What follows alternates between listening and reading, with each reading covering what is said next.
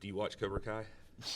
Yeah. Yeah. I love Cobra Kai, man. It's so good. I get annoyed when the season ends because I just want to keep binging it. I always binge it. I never sit down and just watch like an episode like once a week or once every couple of days. Oh, you do like the whole? Yeah, I'm up all night. Yeah, I can't awesome. sleep ever, so I'm just always watching. It should be about time for the new one, right? Yeah, I think so. Yeah, it's coming out soon. Man, I was messed up with like John Kreese got screwed over. Yeah, they left you on a great cliffhanger, and I was like, "This is."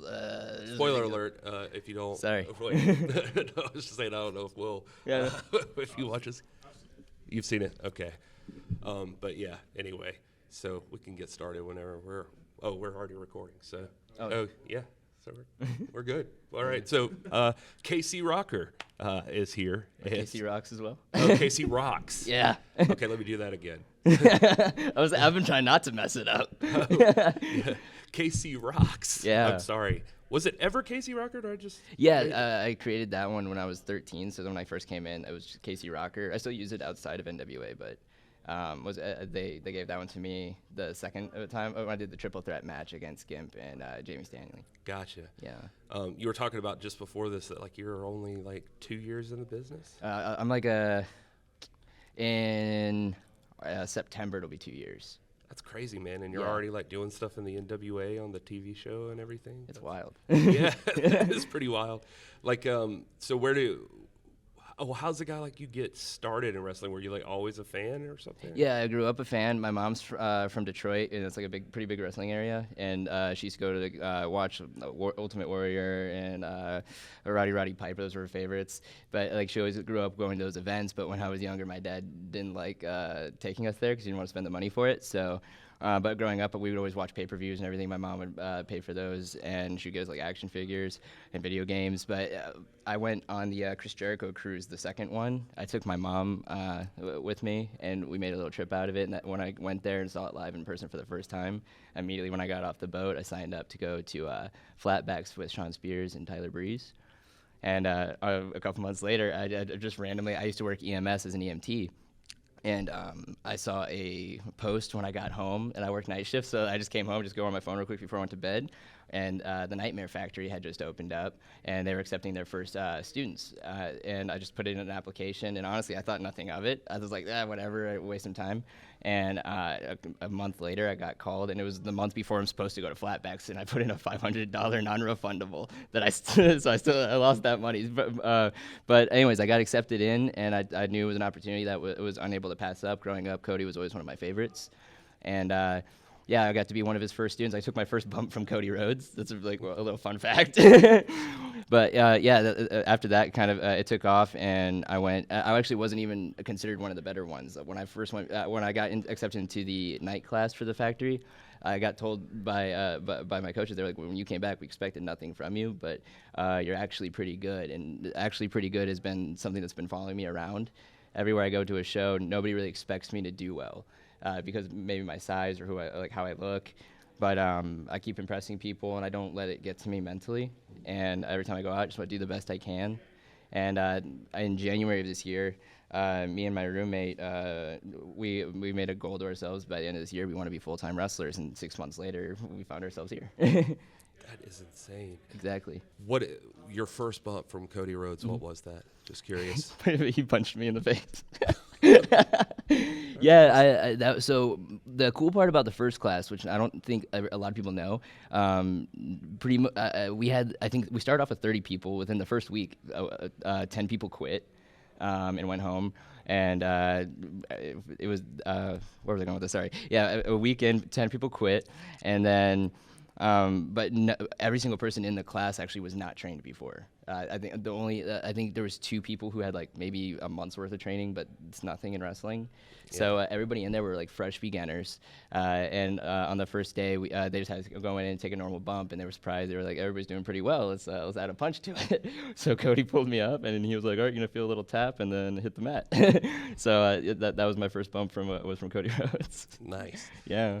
So what brings you to like? I mean, how did you end up in NWA from this? Like, I assume you just started traveling to indies and doing that stuff, like you said. And Yeah, so in 2021, I was hitting. That's when I hit my first indie show. Was in April of 2021, and then I just did as many of those as I could, just trying to get experience. My physique wasn't great. In a year's time, my physique is like crazy changed.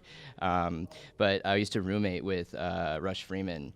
Back when he was training there for a little bit, and just through that time, somebody needed extra people for ring crew, so it was just, hey, show up, help out, maybe you can meet some people and whatnot and network. So I didn't expect anything out of it, and then our second time coming in, they just needed some extra wrestlers, and I always have your gear, and I got to go in there and do a little segment with Aaron Stevens. And after that, it just kind of took off, and I keep getting invited back. It's funny. I think both your big things we would have seen you on is when you've seen the Aaron Stevens thing, and he kind of bullied you around, and you've also had an experience with Tyrus, and he's no small fellow, and people, I mean, Aaron Stevens is surprisingly pretty large too. Like, I did not realize how big he was till I saw him in person. And that was insane. And it was also a really cool full circle moment for me because Cody was growing up, was one of my favorites, and trained me originally, and then for like my first time ever in NWA, I got to work with Aaron Stevens, who back in WWE was his tag partner, and which was amazing. And then also to further it, when we got to Tyrus was trained by Dusty, and I was trained by Cody. So it's like there's these really just it makes it a little special to me, and maybe it's just me, but it just makes me feel more accomplished, and it's cool just to have the opportunity to work with people like that. Well, I think it's really cool too, just because I mean the reason I bring it up is like both those guys, like you said, are like huge veterans, like too, you know, and so they have a lot of experience. Like, they're amazing. Yeah. But what's it like when because you mentioned your size, you're a junior heavyweight for sure, you would think. 100%. And then you're going to get some like big time heavyweights. Like, is that like they could definitely be the heavyweight champs here. That's the size. It's crazy. Yeah, especially with like Tyrus. Like, what's it like running up against somebody like that? Oh, so I surprisingly on the independent scene, I don't really get too many. I've never messed with a guy that big, so it's super intimidating. Like, I remember I was nervous to walk up to him. But it's just different, and especially when I watched it back, like I know a lot of people, it makes me even look smaller, but I'm used to it at this point. I've never been the bigger guy in a match. It doesn't faze me. I know what my strengths are, and it's just it's just another day at the office. I don't think too much about it anymore. That's cool. So what's been the hardest part? Like, what's frustrated you most about? I mean, I think to a lot of people it would seem like you've had some pretty solid luck, but like, I mean, right time, right place. Yeah, but like, I mean, what's been the hardest part about deciding to make that move to becoming a full-time wrestler? Honestly, when I finished the camp, I was very disappointed in myself. There was a lot of bad things going on, like at home. And that's where the mental part comes into this business. It's not for the weak of mind or the weak of heart. You have to have tough skin and tough brain. So when I came back, my mom has been helping me throughout the whole process financially. I had to quit my job, and I just let go of my licensing for EMS. So when I went to the Nightmare Factory for the night training, I told myself, this is 100%. Like, you have to go all in. You can't turn back. And I think keeping in mind all the sacrifices my family's made for me, and all the sacrifices I'm making for myself, and the opportunities that at any point, if anybody gives me an opportunity, I don't want to let them down. So when getting full time into this, I think the challenge was really. I didn't look the part, and I needed to work on looking the part and then finding who I was. Because the moment I found who I was and everything fell into place. And and I credit all of it to Ernest Miller, because I was before trying to wrestle like Lucha, and then I was trying to wrestle like Cody, and I was always trying to wrestle like someone else. But Ernest was making it very clear, like, a lot of people can get on TV, And I go to the Nightmare Factory. It's affiliated with AEW. People are going to dark every 2 seconds, and I've never been one of those people. But he was like, you look at all these people. If your goal is to get on TV, you can 100% do it. But the difference is you can get on TV or you can stay on TV. And the moment he said that, I don't know what it was, but like it clicked in my brain, and I was in no rush. I needed to figure out who I was, what I do, and surprisingly, the martial arts came in, and I got trained by him. And after that, bookings were coming. People wanted to see me. People liked working with me, and it all started going really well.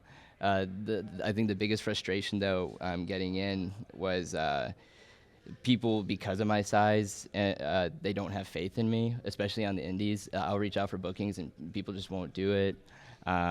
So that's where, like, even here, it's just show up and make yourself valuable, and that's something QT always said. He's like, if you show up and you put on a good face and you help out whenever you can and you're genuine, you're gonna get an opportunity. So and that's what I've been doing everywhere I go.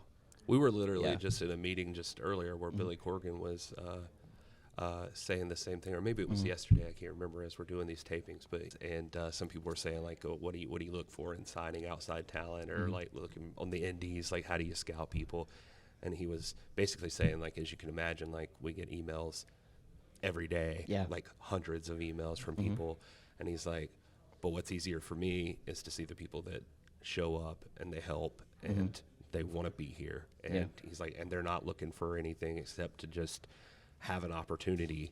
And he's like, so I'm more inclined to like provide for those people, and I want to give those people that chance. It's just funny to hear you say that same thing, and that's exactly what your mindset was coming in, and that's and here you are. Is there somebody in the NWA that you'd really like to work with? Oh yeah. No, the person immediately that stood out to me was Colby Carino. Oh, yeah? Yeah, I like, so I'm very into very aggressive style wrestling. I haven't really been able to showcase it yet, so I'm hoping I get an opportunity soon. But yeah, I'm a very hard-hitting, I throw a lot of kicks, and I train Brazilian Jiu-Jitsu, I train karate and Muay Thai, and I'm by no means a black belt in any, but I dabble here and there. I don't call myself like a martial artist too much, because I don't train enough to, like, I don't hold a belt ranking or any of that. But I do dabble in there a little bit. And I think, like, when I see him wrestle, he hits just as hard, and he's willing to give it as much as he's willing to take it. And I think it'd be a really fun match for both of us, especially with a similar size. I think we'd move around really well. So just one last thing, because I appreciate you doing this. Absolutely. What would you say to people, like, when they, like, for fans that if they were looking out for you, like, why should they want to pay for a ticket to see a KC Roxx? Well, I think one thing I've always been trying to be adamant on is I know coming in, especially with everybody who doesn't believe in me in the wrestling industry, and like promoters who don't want to give me a chance. There's a lot of people out there. It doesn't pertain to wrestling. People don't want to give people opportunities sometimes based on the way you look, the way you speak, et cetera, et cetera. And I think I can represent for those people. And you can look at this. I'm not somebody who's supposed to be in the NWA. I'm not somebody who's supposed to make it in professional wrestling, but I'm not going to give up. You know, I'm going to keep coming back here. I'm going to keep giving it my best every time, because when you give me a scene, if you give me a match, I'm going to knock it out of the park, because that's what I plan to do. You know, and if I get knocked down, I'm going to get back up. And I think that's a good message for anybody in any circumstance in any region of the world. You know? Yeah. Yeah. All right. Well, KC Roxx, thank you very much, man. Absolutely. I appreciate you taking the time. Yeah. All right.